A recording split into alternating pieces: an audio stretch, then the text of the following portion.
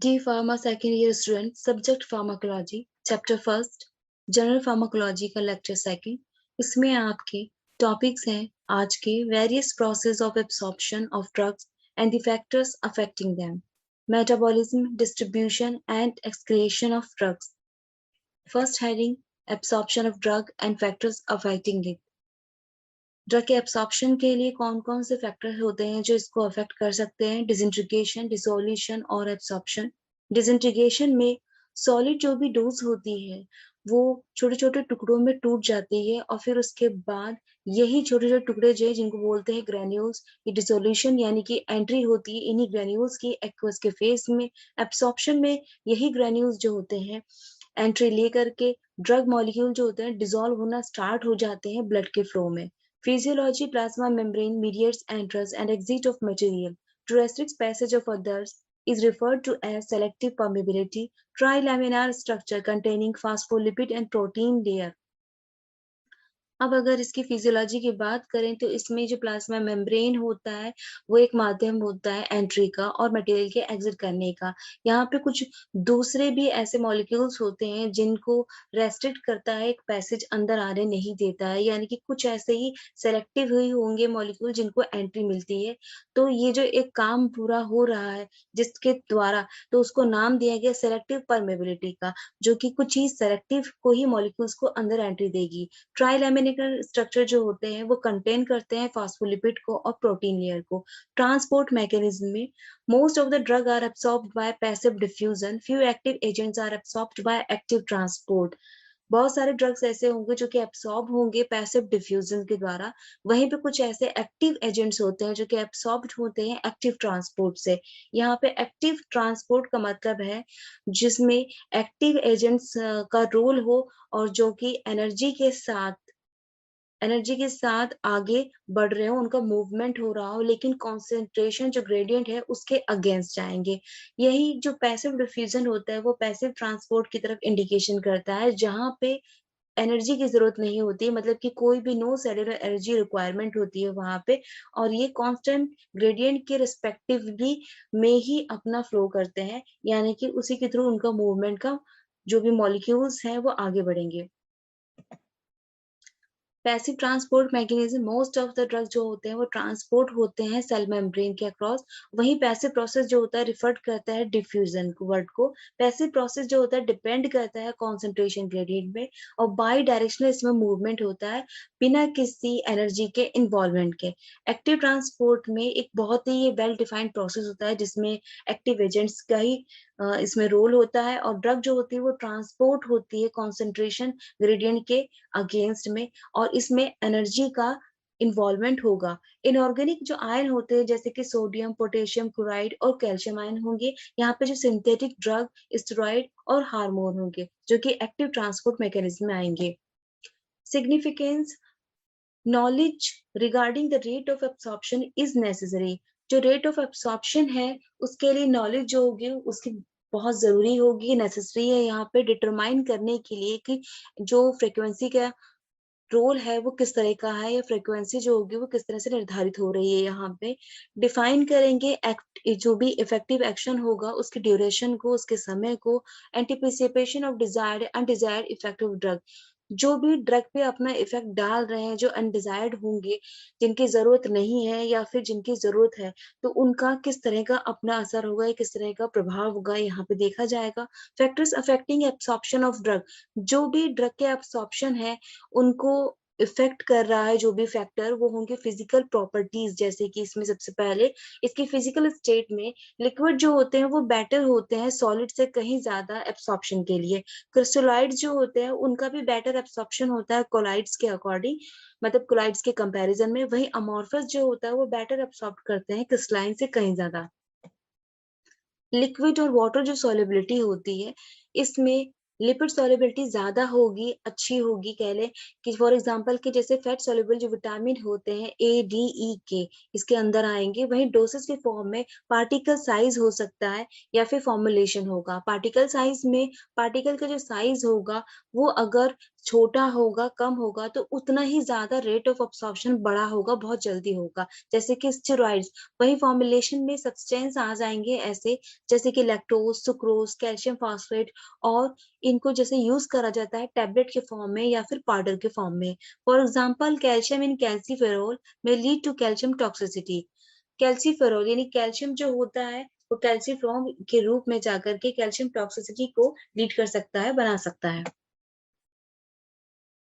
Physiological factor जैसे depend होंगे pH, ionization, presence of other agents, presence of disease, area of absorption, gastrointestinal transit time.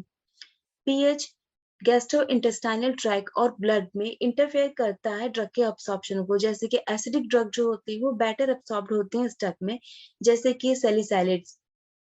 Ionization, जितने भी un-ionised drug होते हैं वो बेटर एब्सॉर्ब्ड होते हैं आयनाइज्ड ड्रग के कंपेयर में। प्रेजेंस जितनी भी होती है दूसरे एजेंट्स की, अगर हम बात करें जैसे कि विटामिन सी है, वो एनहेंस करता है आयरन के एब्सॉर्प्शन को। प्रेजेंस ऑफ डिजीज, अगर कोई डिजीज प्रेजेंट है बॉडी में, जैसे कि डायरिया हो गया, डिसेंट्री हो गया, तो उस टाइम पे ड्रग का एब्सॉर्प्शन जो होगा वो बहुत कम हो जाएगा, क्योंकि उस टाइम पे जो वाटर का लॉस हो रहा है बॉडी से वो ज्यादा हो रहा होता है, और किसी भी तरह से ड्रग के एब्सॉर्प्शन के लिए वाटर की नीड होती है। Area of absorption, drugs are better absorbed in intestine. जितनी भी ड्रग होती है उनका एब्सॉर्प्शन अच्छी तरह से इंटेस्टाइन में होता है स्टमक के कंपेयर में, यानी कि स्टमक से ज्यादा इंटेस्टाइन में एब्सॉर्प्शन बहुत अच्छी तरीके से हो सकता है। जीआईटी का जो टाइम है, absorption of drug is influenced by presence of food, volume, viscosity, tone of gastric content. Drug का जो एब्सॉर्प्शन है वो कहीं ना कहीं इन सारे फैक्टर्स को इन्फ्लुएंस करता है, इनसे इन्फ्लुएंस होता है। ये सारी सारी चीजें हैं, जैसे कि फूड अगर ऑलरेडी बॉडी में प्रेजेंस है, उसका वॉल्यूम या फिर विस्कोसिटी हो गई, और गैस्ट्रिक कंटेंट, जितने भी एसिडिक चीजें हैं वहां पर। Metabolism, distribution, excretion, drugs are widely distributed in extra cellular fluid, in blood, adipose tissue and body tissue. जो ड्रग होती है वो डिस्ट्रीब्यूटेड होते हैं एक्स्ट्रा सेलुलर फ्लूइड में, ब्लड में, और जो एडिपोज टिश्यू होते हैं। एडिपोज टिश्यू का मतलब ही यहाँ पे हुआ कि ये भी एक तरह से कनेक्टिव जो टिश्यू होते हैं वो होंगे, और एडिपोज टिश्यू का जो मेन फंक्शन कह लें, इनका काम होता है एनर्जी को स्टोर करने का लिपिड के रूप में, लिपिड हो गया या फैट के रूप में। ड्रग जो मेनली मेटाबोलाइज होता है लीवर में, किडनी में, लंग्स में और स्किन में। ड्रग के एलिमिनेशन का जो प्रोसेस होता है बॉडी से, वो एक्सक्रेशन के रूप में होता है, यानी कि किस तरीके से बॉडी से बाहर निकल रही हैं वो दवाएं। किडनी, बिलियरी सिस्टम और इंटेस्टाइन जो होती हैं वो इन सब में इन्वॉल्व होती हैं इस प्रोसेस में, यानी कि एलिमिनेशन के प्रोसेस में। स्पेशली फैक्टर्स जो अफेक्ट करते हैं ड्रग के डिस्ट्रीब्यूशन को, जब भी कोई ड्रग एंटर करती है ब्लड के स्ट्रीम में, तो वो यूनिफॉर्मली पूरी बॉडी में डिस्ट्रीब्यूट होना स्टार्ट हो जाती है, क्योंकि हमारी बॉडी में हर जगह ब्लड पाया जाता है, इसलिए ओवरऑल ड्रग जब भी एंटर करेगी वेस्कुलर सिस्टम में तो डिस्ट्रीब्यूट होती है बहुत सारे टिश्यू और बॉडी फ्लूइड्स में। ये जितने भी ऊपर के प्रोसेस बताए गए हैं वो अफेक्ट करते हैं कुछ फॉलो फैक्टर्स के साथ में, जिसके लिए इंपॉर्टेंट है वो फैक्टर है plasma protein binding, physiological character, routes of administration और regional blood flow. Plasma protein binding में जो ड्रग होते हैं वो ट्रांसपोर्ट होते हैं प्लाज्मा प्रोटीन एल्बुमिन के थ्रू, यानी कह लें कि इनका ड्रग का जो ट्रांसपोर्ट होता है ये प्लाज्मा प्रोटीन के साथ मिलके, यानी यहाँ पे हम बात करेंगे प्लाज्मा जो है वो एक तरह से हमें पता है कि ब्लड का ही एक पार्ट होता है। ठीक है, तो यहाँ के ब्लड का पार्ट अगर प्लाज्मा है तो एल्बुमिन जो ऑलरेडी प्रेजेंट होता है, जब भी कोई ड्रग बाइंड करती है किसी प्रोटीन के साथ में तो उसको बोलते हैं प्रोटीन बाइंडिंग, और यहाँ पे है प्लाज्मा प्रोटीन बाइंडिंग, यानी कि जो ड्रग हो रही है वो बाइंड कर रही है प्लाज्मा के साथ और प्रोटीन के साथ में। फिजियोलॉजिकल कैरेक्टर, ड्रग जो डिस्ट्रीब्यूट हो रहा है वो डिपेंड करता है लिपिड सॉल्युबिलिटी, यानी ड्रग की जो लिपिड सॉल्युबिलिटी है उस पे भी, और रूट ऑफ एडमिनिस्ट्रेशन जो होगा स्पेशली पेरेंटल रूट जो होता है वो बेटर होता है किसी भी ऑर्गन और टिश्यूज में डिस्ट्रीब्यूट करने के लिए। पेरेंटल रूट के बारे में हम इससे पहले देख चुके हैं कि कौन कौन से इसमें टाइप्स होंगे, एक होता है इंजेक्शन और दूसरा होता है इनहेलेशन। तो जो इंजेक्शन होता है वो मोर इफेक्टिव होता है, तो यहाँ पे उसी के बारे में बताया गया है। रीजनल जो ब्लड फ्लो है, ब्लड डिस्ट्रीब्यूशन डायरेक्टली प्रोपोर्शन होता है टिश्यूज में जो ब्लड फ्लो होगा उसके।